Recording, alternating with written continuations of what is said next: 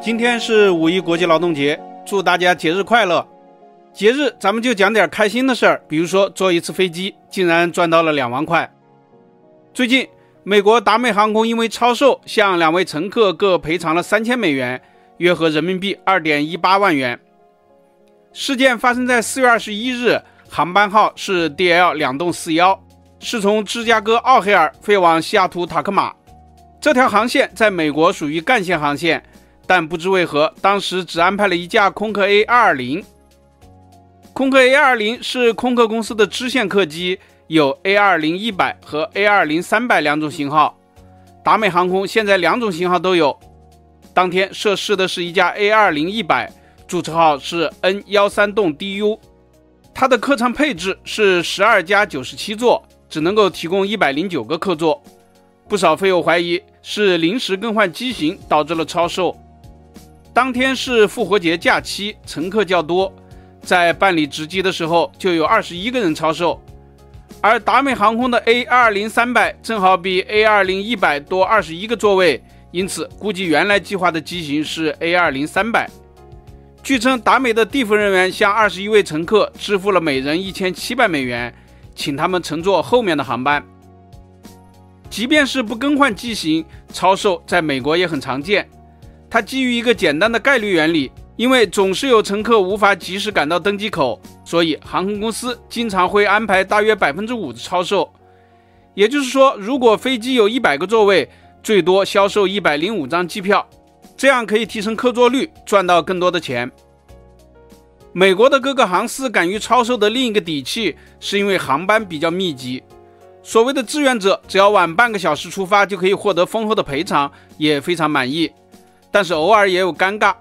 那就是如果谁都不愿意下飞机的话，就很难收场。但总体来说，超售赔偿1000美元在美国民航业实行了很多年，一直比较顺利。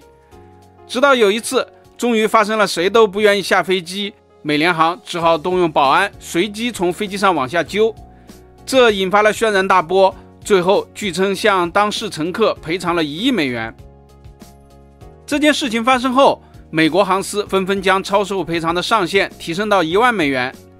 但是1万美元不是直接给，通常是从1000美元逐渐向上喊价，直到有志愿者愿意让出座位为止。于是这就变成了勾心斗角的有趣游戏，乘客们非常开心。本次据说在登机口拦截超售，也就是刚才说的21个人之后，由于配重问题，仍然需要在客舱寻找2名志愿者。当工作人员走进客舱找人的时候，直接出价3000美元。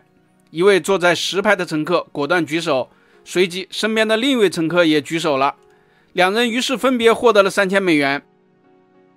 美国的国内机票价格通常是100到200美元，美国普通人的月均工资大约是4000美元。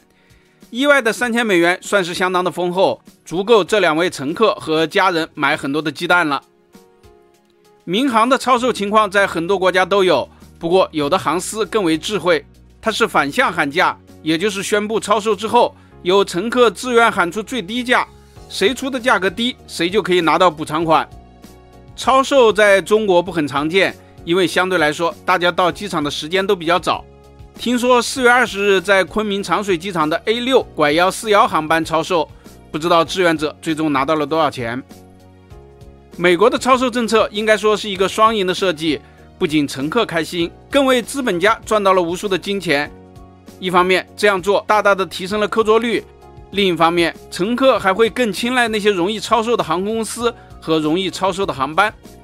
这使得美国有些航线简直是从年头到年尾，从天明到天黑，一个空座都没有。本期咱们就聊到这里，下期见。